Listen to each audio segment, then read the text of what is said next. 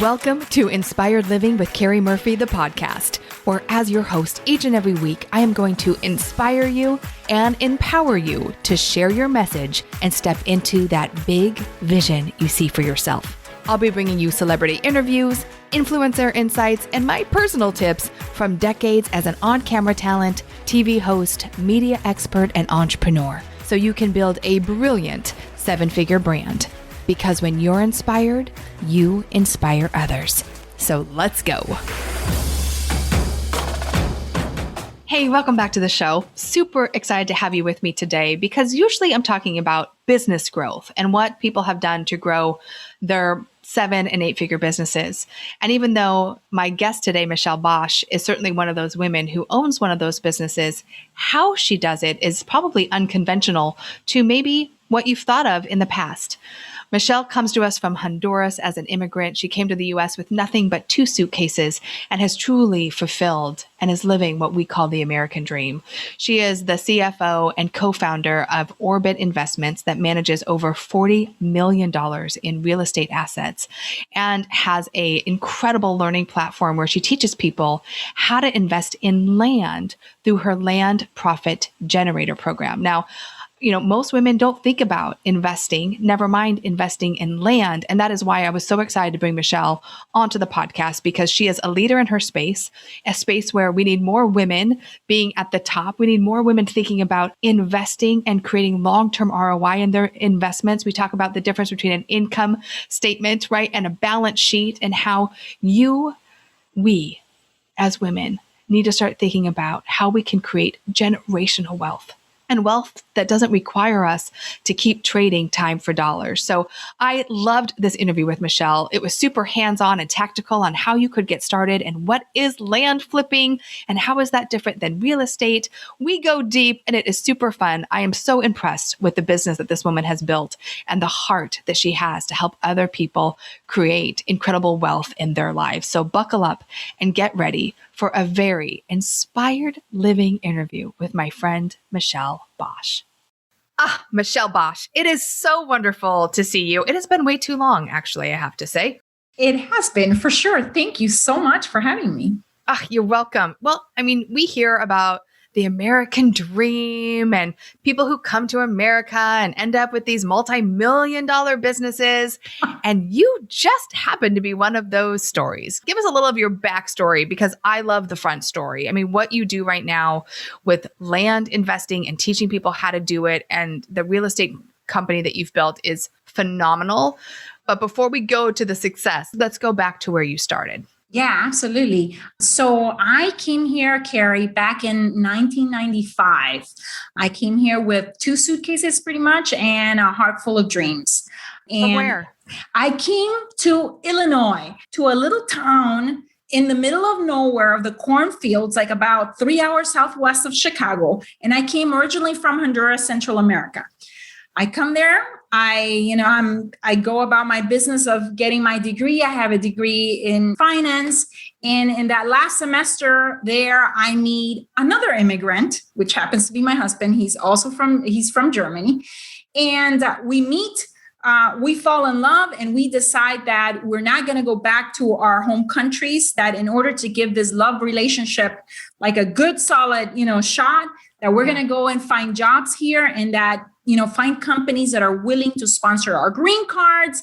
And that wasn't your intention initially. You were just going to come out and go to school and you weren't sure. Yeah. And go back. Yeah, absolutely. That love will do it to you. That love. Yeah. I was like, okay, it's a degree in finance. I'll probably go back into banking, or I'll probably, if anything, eventually perhaps become a country manager for one of the big multinationals in my country, and so on and so forth.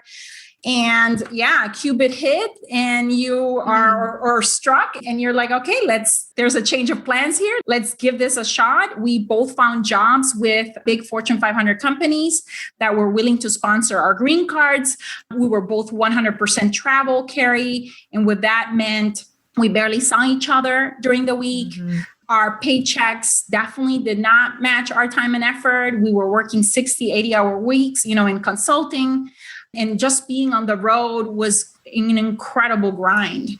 And I know that there are people that are listening that can absolutely relate to that. I mean, corporate, as great as it can be for certain things, it really is that, oh my gosh, I'm working so hard for the money that I'm earning. Yeah. And you know what? It was good money. It just was, in our eyes, it was a way to make money that meant that only affects kind of like your income statement. And that's the finance in me is coming out. And it's like, you're only income statement wealthy because you have to put in these hours in order to get paid. And if you don't put in the hours, you don't get paid, Right. And, I knew from my family back home, we had some commercial real estate, that it is possible to have wealth from a different perspective and have actually what I call balance sheet wealth, where you have actually assets that produce income for you and that you don't necessarily have to have this exchange of hours for dollars. So we knew from the get-go, when we were tired of, of the daily grind and then the traveling, 3 years into it, that we were going to do something in real estate. So we started thinking about flipping houses, because that's what everyone thinks about when they think about a home, real estate. Real estate investing. Let me go and buy a home, rehab it, renovate it, put a tenant on there, or do a quick wholesale to somebody else. And well, we found out that since we were both not from the US, we were way over our heads. We didn't know how to estimate repairs on roofs, foundations, renovations on a kitchen. Like, does it cost $700, to go ahead and get rid of a stucco wall, or is it $20,000? Because where I'm from, you have like cinder concrete blocks is what your walls are made of. Right. You're like, is this estimate anywhere close to what it should be? Yeah, exactly. Contractors loved you, I'm sure. I know. So we actually, our first junker, we couldn't sell it. We couldn't find someone because we had over offered. We couldn't find someone that would take it off our hands. So we're like, okay, that's it. We're pulling the plug on this one, and we're going to go and start looking into other things in real estate. We came across something called tax liens, tax deeds, which is something that is really obscure. Basically, it's something where here in the US, if somebody doesn't pay their property taxes, you can lose your property eventually 5 years into it, depending on the state, to a tax lien foreclosure or a tax deed foreclosure. We're like, oh my God, can somebody actually lose their private person, their real estate because of non-payment of taxes? I go to a tax auction, and what I noticed, Keri, is that a bunch of the properties that were coming up for auction were actually pieces of land.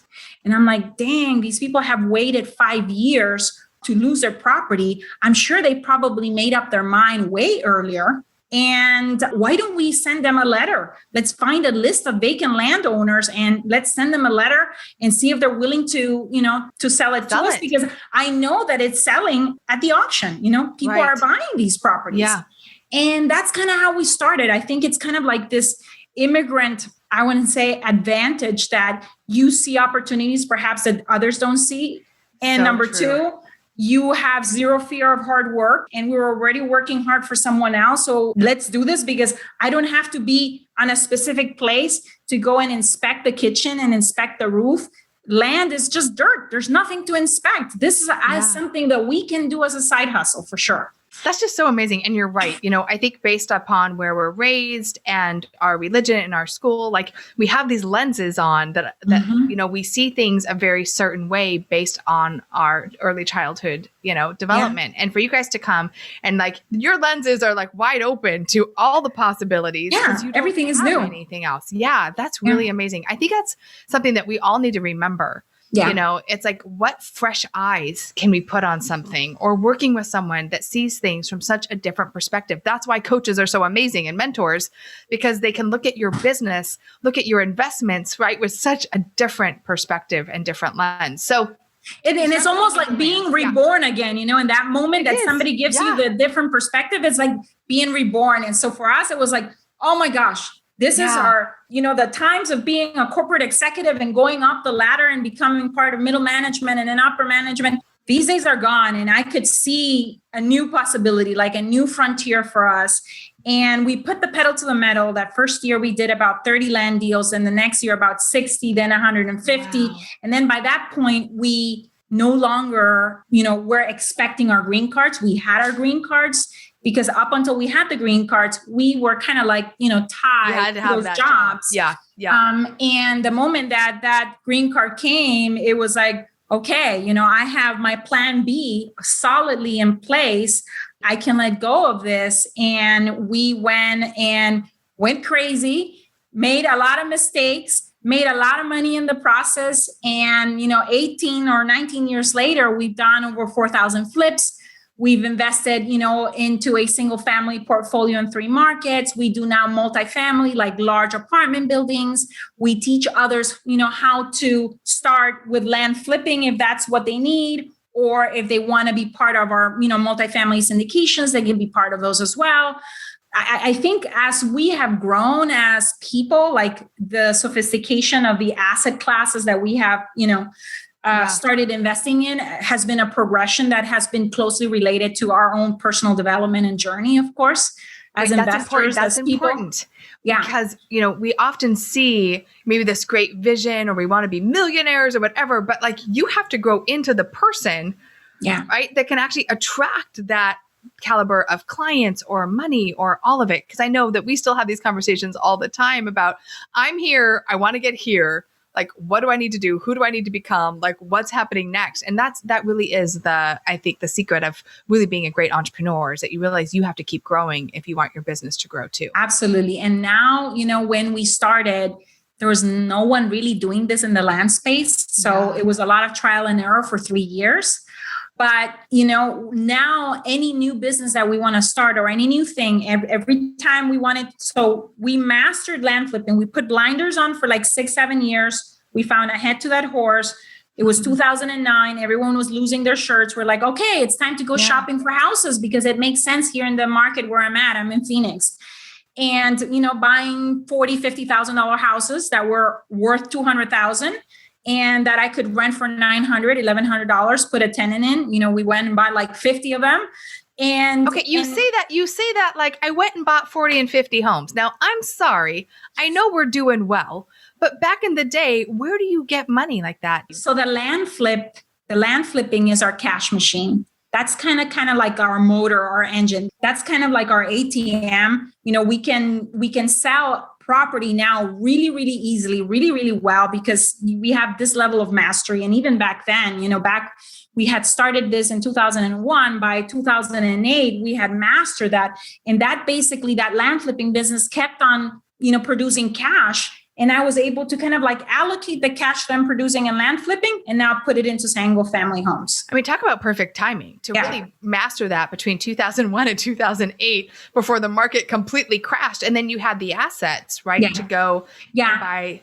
We had basically the cash flow and the cash profits from the land, because we actually sell our land using seller financing. Like somebody gives you like a $2,000 down payment, say on a $50,000 parcel of land, and that you may have only paid $1,500. So you have all your money in from your cost, because they give you a $2,000 down payment.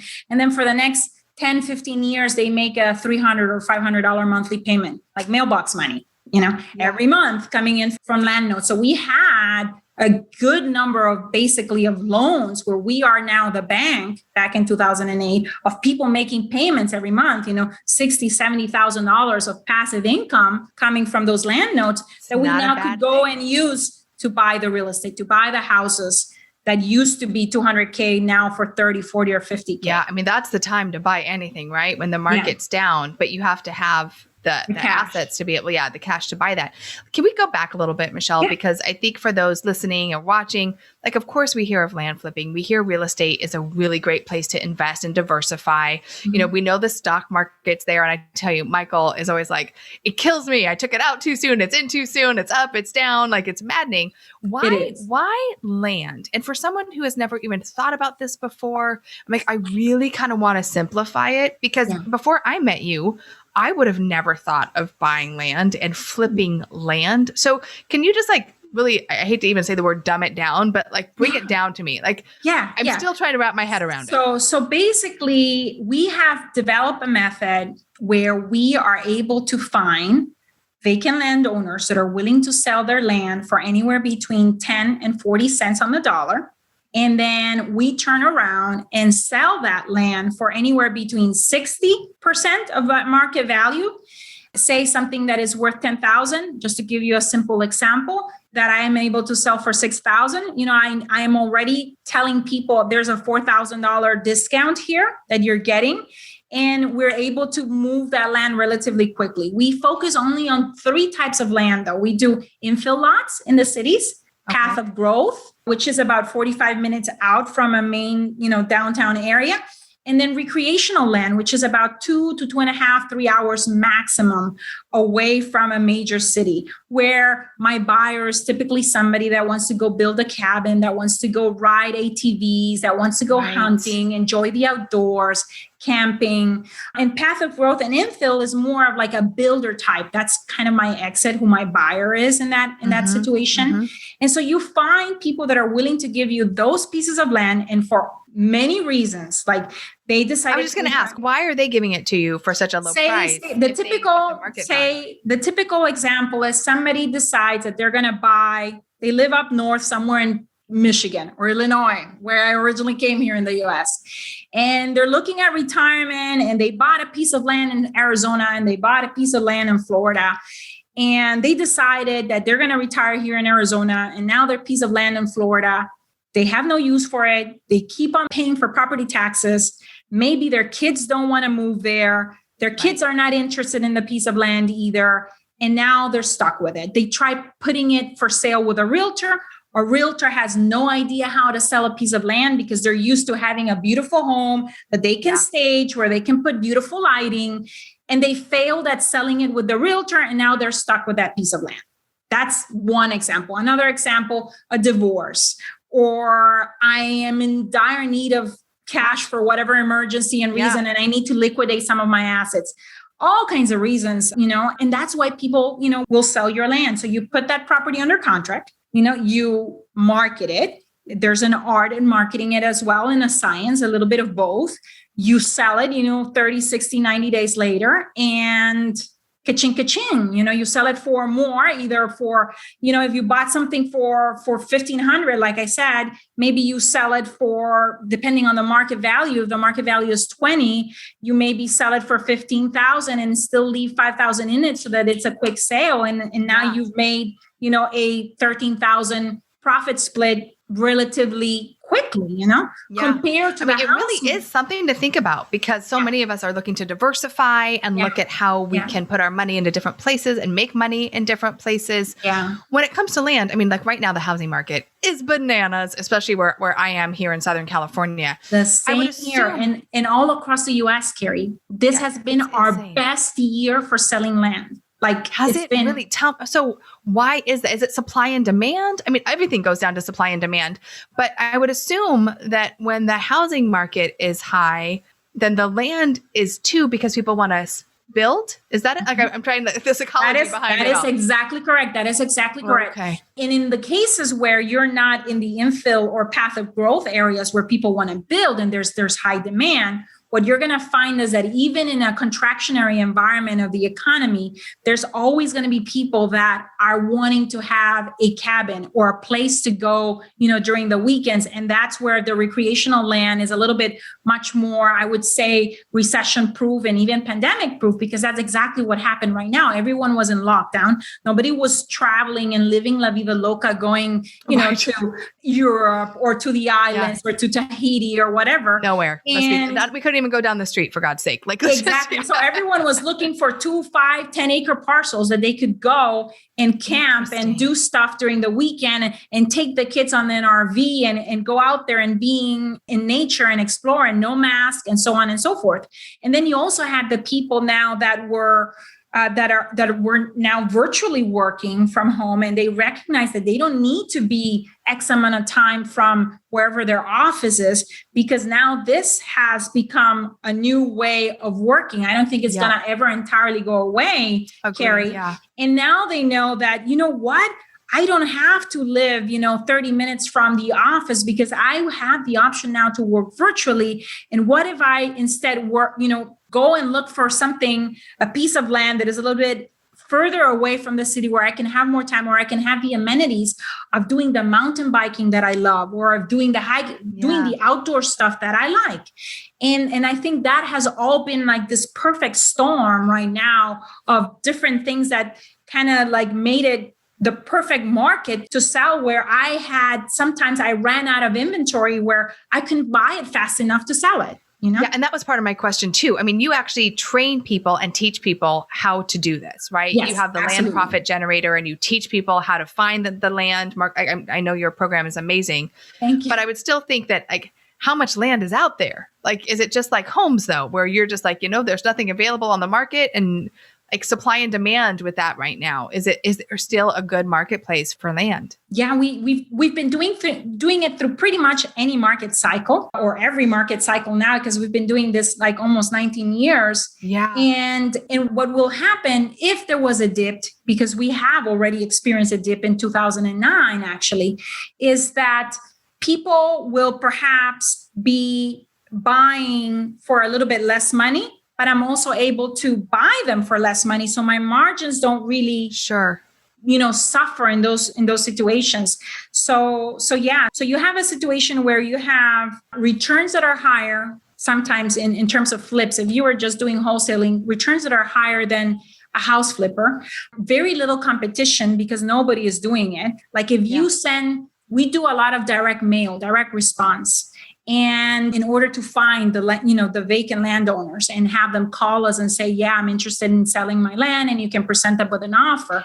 And Michelle, can you just buy a list for that? Like, how do you find those people? Yeah. I'm sure this is all what you teach, right? So there's 3 places to go get list of vacant landowners. You can go to big list data providers like DataTree or Agent Pro 24/7. In the real estate space, those 2 are really very well known. You can go directly to the counties. That's what we like to go to, directly to the counties, the freshest data of everyone. And you have to buy the list, or you buy the list. You buy the list. You can go and buy basically an entire assessor's roll in a particular county and filter that, that roll or, those records by everything that is land, exclude everything that has a house on it or that has some kind of improvements or structure on it, and focus on land of a certain value. Our sweet spot is land anywhere between $10,000 and $300,000 in value and market value. And you send those people a letter, and our response rates are, for every 750 to 1,000 letters, I'm going to get anywhere between 15 and 20 phone calls of people, and I'm going to make offers, and probably I'm going to get 3 to 5 deals from those 15. Michelle, when you get this, you could tell I'm just so intrigued by all this. Yes. When you call that person, you haven't seen the land, right? So how do you know? And I hope this is helping someone else really understand what it is that she's talking about, because the girl's managing over $40 million in assets. So I think she knows what she's doing. Did I have that number right, Michelle? Yes, that is. It's grown a little bit now. I've gone out there and made more messes and made more money in the process. God bless you, sister. You got to make a mess sometimes to make the money out of it, right? Yes, absolutely. But for someone who's really interested, and by the way, you can go work with Michelle. She has amazing free masterclasses and things that you can do to learn more, which we'll talk about here in a minute. But how do you assess the value? Of course, there's things that you know just looking it up online. But if you haven't seen the land, is it just, Yeah. So we pick areas. Number one, we pick areas that are not the hyper growth type of areas, and not the areas or counties, I should say, where there's nothing going on. So number one, it's like this. You don't want to be too far out there. Yeah, exactly. So you want like mid-tier markets, this mid-size cities. And you want to go and pick counties in an area where if you were to go on Realtor, on Zillow, on Redfin, and go see if there's any land being sold, that you see that there's land available, that there's, supply, but that there's also demand, that there's land that has been sold. Yeah. And then you would get a list from that particular county. You would send your direct mail, and, and the list has been filtered based on the value that I mentioned earlier. And people are going to call you and say, yes, I'm interested. And only at that point will you then do deeper research on value to confirm and due diligence to present them with an offer. Yeah. Okay. Because if you have a list, say, of a county where you have I don't know, 5,000 records. You're not going to go do research on 5,000. You're just going to do research on the people that raise their hand and say, yes, I'm interested in selling on those. It's almost like, we were talking earlier because we're part of a mastermind together or lead generation and organic and paid. And it's bringing pretty much, a potential or a prospect of a property or a vacant owner so that through that qualifying funnel. Yeah. Absolutely. Yeah. And then you're like, okay, these people raised their hand. They said that they're interested in selling their land. Let me go and do a little bit further research, do some comparison analysis on properties. Just like when you'd buy a home, right? Just like when you buy a home. Analysis. Absolutely. Yeah. And based on acreage, based on size, I go look at what other similar properties are there. If it's an infill lot, I back into the value of the land by seeing what are the typical homes that are being built. What is the price per square footage of a $1,500 home? Well, if this is what it's out there in the market, a builder would want to make X on the building of the house. So therefore he needs to buy the land for this. So the value reverse engineer it like we do in most of our businesses, right? You back into the value of the land. Yeah. So you make an offer. That person either takes it or doesn't take it. If they take it, they're going to send you a signed contract. You're going to call them and say, hey, Mr. Seller, thank you so much. I'm super excited. We're going to turn this over to our title company. They're going to be taking care of, the closing process, doing title research. And you immediately go and start marketing the property, find a buyer, bring the buyer to the closing table, and the buyer will actually bring the funds to pay the seller, and you will be paid the difference. Oh, wow. So you never actually end up paying the landowner because you got someone to buy it in the middle of the transaction. Yeah. Isn't she smart? Smarty. All right. We're going to pivot here a little bit. My favorite word right now. Yeah. So land, something for us to really think about. And if for some people who like, oh my God, you must have to have millions of dollars to invest in land.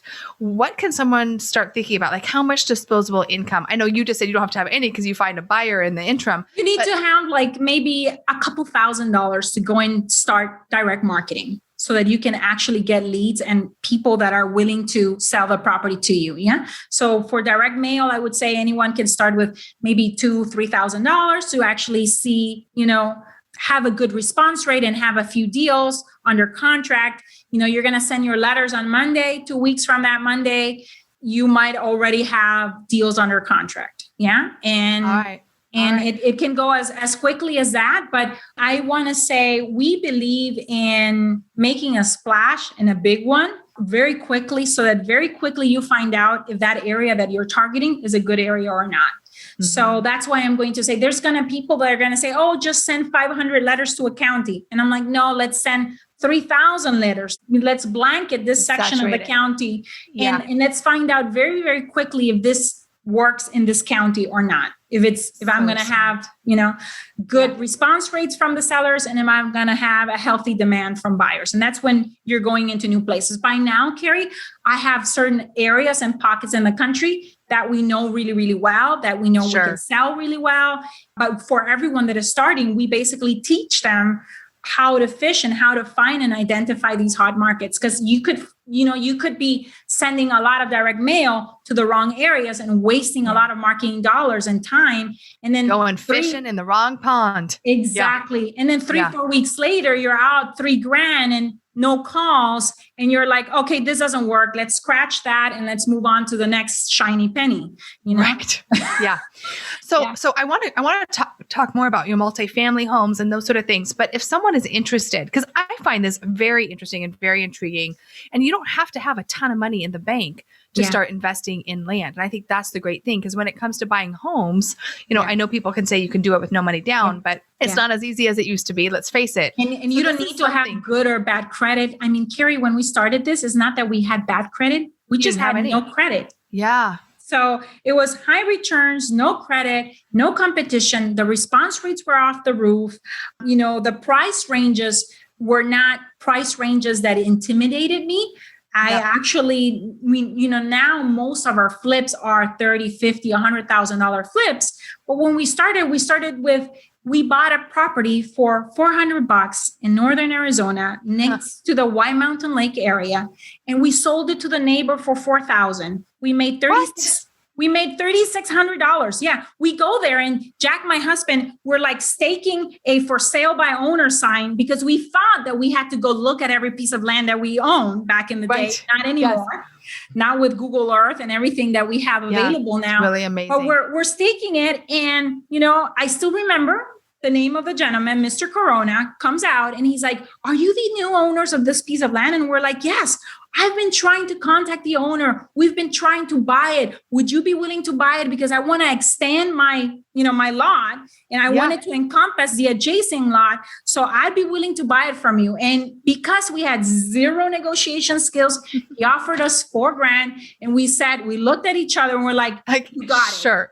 And they invited us in for lunch in their outdoors kitchen. I still remember them.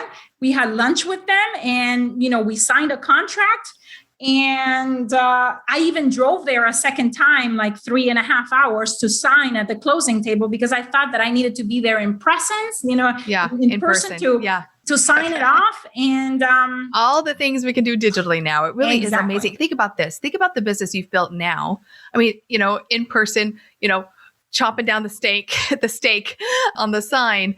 And now almost everything that we can do is online. It really is. It's amazing. And it's so inspiring. Thank you for that. I hope we're piquing, interest and curiosity, because I think it's really important, whether you're a business owner or not, that you really look at how to diversify. And I know that's what I'm thinking about. As we grow the company, I'm always thinking about, okay, how do we diversify our income? And I love that balance sheet versus income statement, right? What does that look like?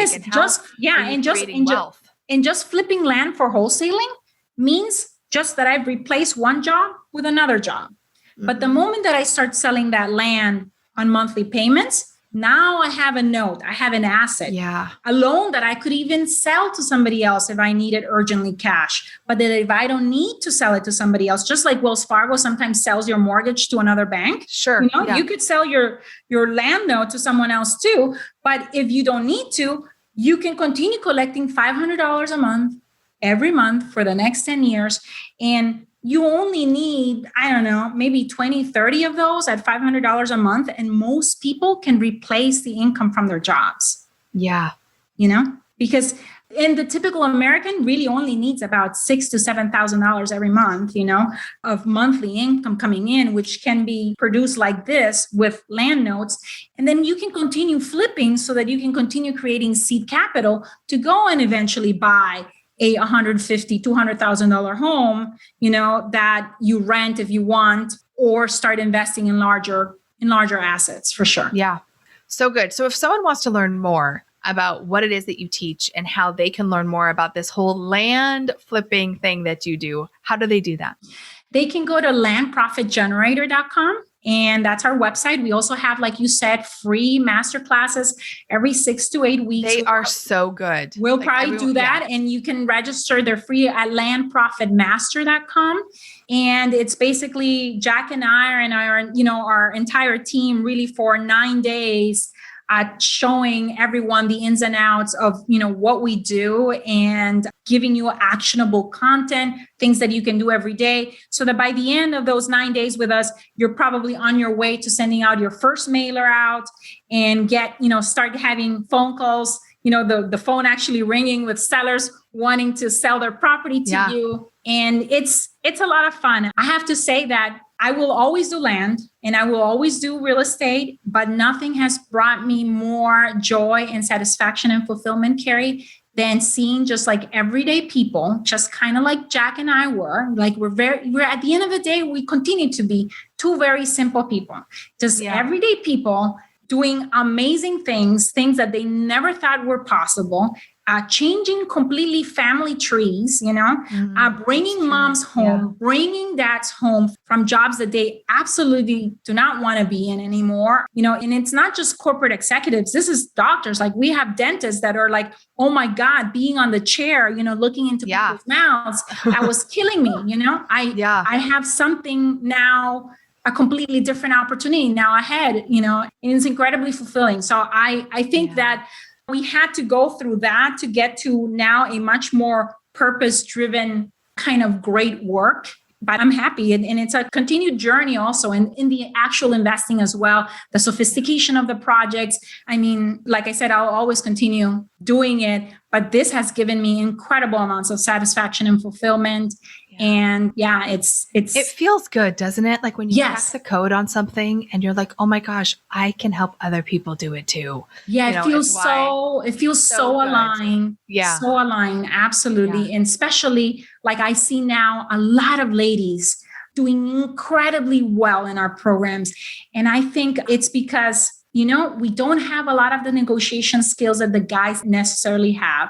And because we have very little. We can have them. We're not. We can have them, but we're not. Yes. But that's not. We're not conditioned to be negotiators like a man is. And so what I find is that when you are doing houses and you have all of this incredibly competitive environment, you need to come to those asset classes with incredibly sharp skills. And if you don't have them yet, this is a way towards mastery, to start small, basically with land, and then build up to, having those timeless business skill sets that you can then turn on for whatever entrepreneurial journey you decide to turn on, pretty much, because if you can really like sharpening your own blade, like starting here, right? So you can then go up the totem. Yeah, because if you can be of service to a seller, if you can be of service to a buyer, and you will be able to be of service to anyone, no matter what it is that you're selling. Yeah, sure. So true. We were just talking about going up the totem pole with investments, and you say that investing in apartment complexes is a better thing than investing in the stock market. Yes. Why is that? Let's talk a little bit about multifamily homes. Okay, yeah. So when I say that, what I mean by that is I don't have to be, because if you're a day trader, you're looking at 3 screens that's all every you're doing all day. Yeah. Can't do it. And so number one, there's that. The returns that I'm able to get basically in real estate, I'm not able to get in the stock market. So number one, I don't have the volatility.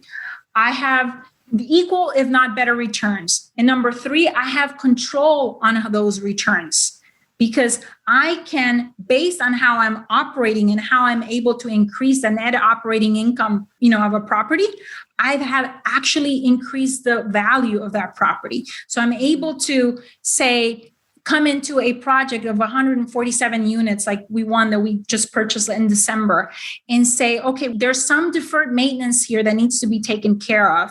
There is a little bit of better marketing that needs to be done. There is a few, things that we need to do in terms of renovations, to kitchens, to bathrooms. And if I am able to, do that over the period of the next 6 to 12 months and bring rental rates from $600 to $750, across 147 units, all of a sudden, I have increased the value of the property. And if I wanted to flip it now, I could go flip it, just like we flip, land and houses. Sure. I could go wholesale it for much more money, or I can enjoy the fruits of those higher rents now and go and collect monthly payments, get, rents due every first of the month. Yeah, but that seems like that could be a lot to manage, but I assume you have property management companies. We do.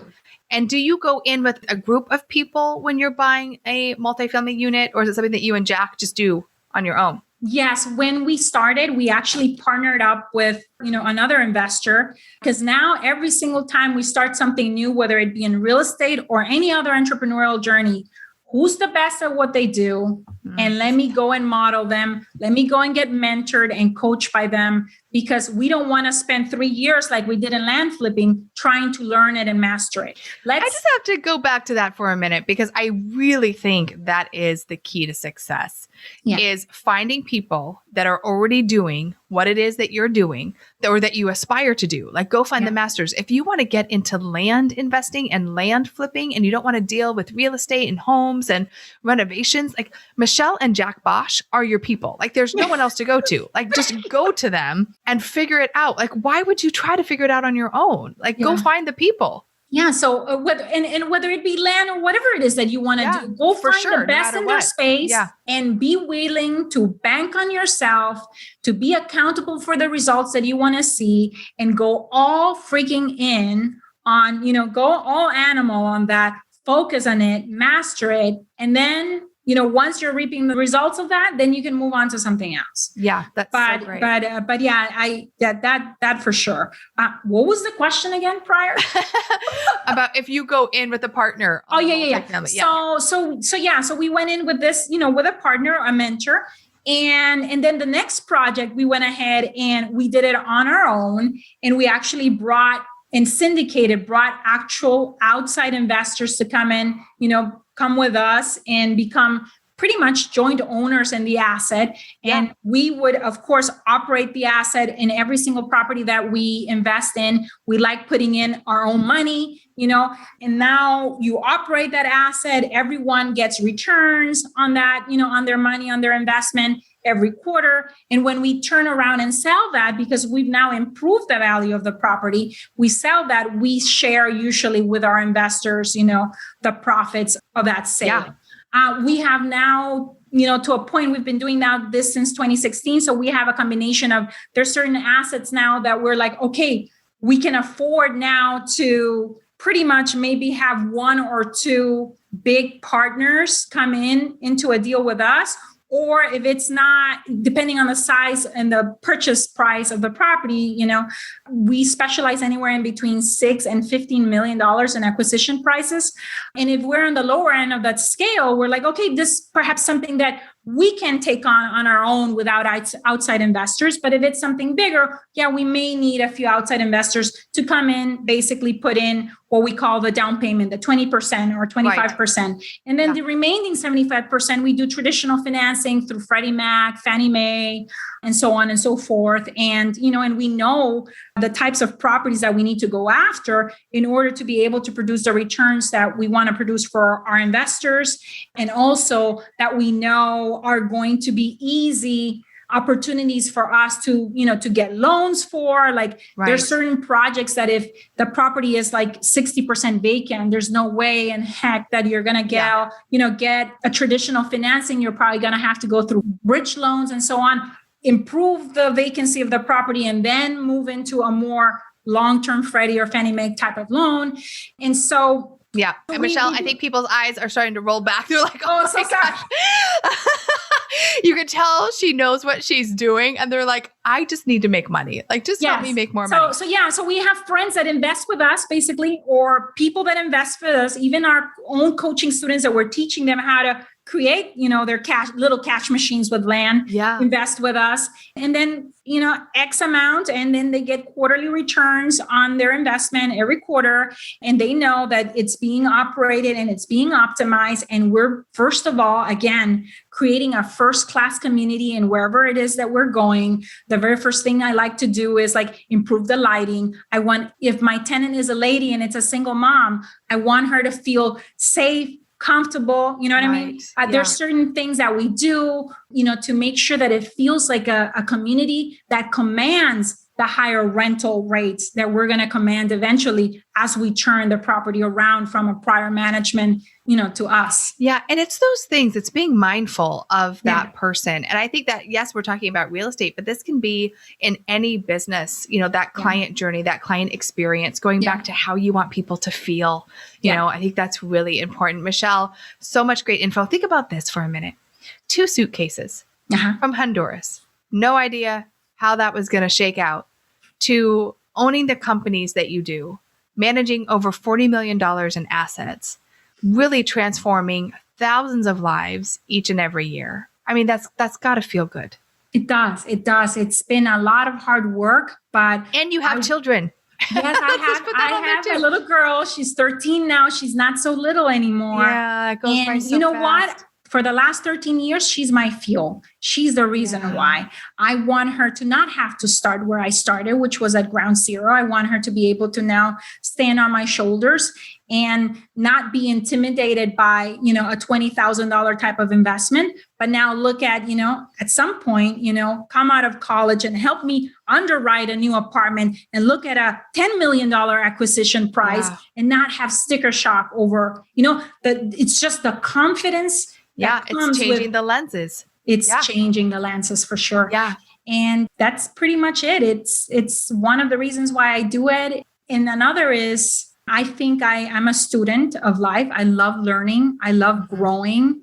And I always want to, like, every morning that I wake up, and if I don't wake up with this feeling, I go and make sure that I go figure out what I need to do to wake up with this feeling of that magic today is possible. That, that there is, that I feel like deeply connected to this feeling that anything is possible at any moment.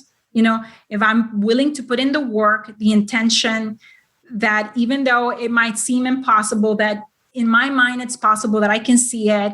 Yeah. And waking up with that feeling, sometimes I have to say the entrepreneurial journey will kick your butt and you will not feel that way. And what I do is like, okay, I need to take half a day right now or 2 hours or whatever it is to go find this feeling so that I can find joy, because otherwise the grind might just completely it feels like you're going back to corporate, right? Yeah, exactly. I don't want to do that. Exactly. Absolutely. So that brings me to my final question. And that is, and I think you just answered it, but I need to ask anyway, what does inspired living mean to you? Oh my God. Yeah, I think that's probably it. Yeah. That's definitely it.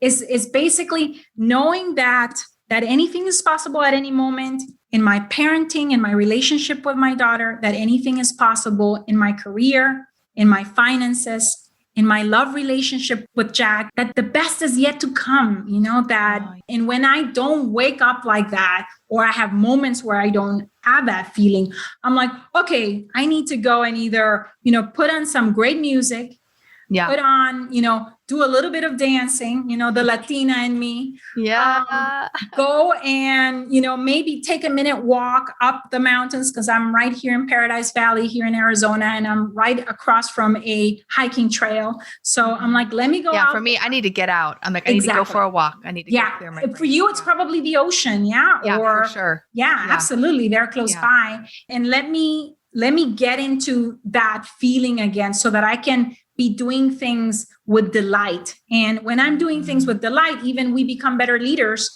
and better, I think, providers of whatever service you're doing, because people can feel you feeling delight in what you're doing, So true. Delight people. And there's so much negativity out there and so much fatalism and so much, darkness. And I'm like, I want you in some way, shape, or form, that if you are in touch with me, that you feel a little bit lighter, that you feel a bit more inspired, perhaps even more brave, because you see me being brave and getting my knees scraped and getting up anyway and going doing big things. And maybe that leaves a little imprint, that little bit of courage and bravery left a little bit of imprint in the universe, and it's sprinkles on you, So I think that's what it would be for me, for sure. I often say when you're inspired, you inspire others. And that's exactly what you're talking about. Like when you share light, when you feel lit up, you help other people. And I want to get you back on the show because I want to talk about how you've managed to grow this business with your partner, with your husband. I want to talk about some of the decisions you've made, how you've built this into, the huge multi-million-dollar business that it is. That's coming up. But the reason why I want to talk specifically about the land today is because I think it's really important, especially as women, that we start becoming better stewards of our money and that we look at how we diversify, we look at how we invest. And Michelle, the fact that you are in a space that feels like, and this is again, just my projection and my lenses, super masculine, super like, how do I even get in there? What would I do? And to have a woman at the top of that industry. And I know you're with Jack, but like you kind of got in there. And I know that still to this day, you're the one who's making a lot of decisions within your company that allow it to keep growing. It is inspiring. And I really wanted a woman to hear this. Not that I don't want my men to hear this too, but I want you to understand that wealth is not outside of you. Like you can create it. You just need to be creative. You need to know your options. And then I love that Michelle said, you don't have to start with a ton of money. You can start with a little bit. So again, if you want to learn more, go to Land Profit Master. Is that right? Yeah, landprofitmaster.com. All right. And go sign up for her masterclass and start learning, ladies. Yeah. We got to start learning. I'm just so passionate about helping other women create wealth, generational wealth, not just bank account wealth, because like we need more women at the table. We need more women investing. We need more women leaders and especially more women out there. In those higher levels of asset classes, it's all men. Tell you, it's all men. And it's amazing to see now women, slowly getting up there. And, Jack, and we don't say it, but, I actually retired him from his job. And we don't say it out there publicly because we're not mentioning that anymore.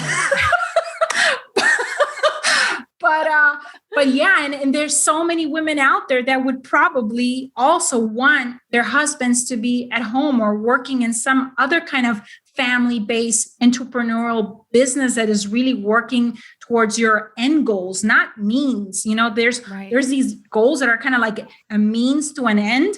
A job, which is a means to an end, really, which is wealth. Sometimes it could be, from a perspective of finances, building wealth. And why not being together, working on that end goal to begin with? Yeah, it's a lot more fun when you have someone by your side doing it with you, picking you up when you get the picking each other up. Right? Yeah. Because maybe one day, he wakes up completely uninspired, and it's my turn to kind of like breathe that into him. Fairy dust. Yes.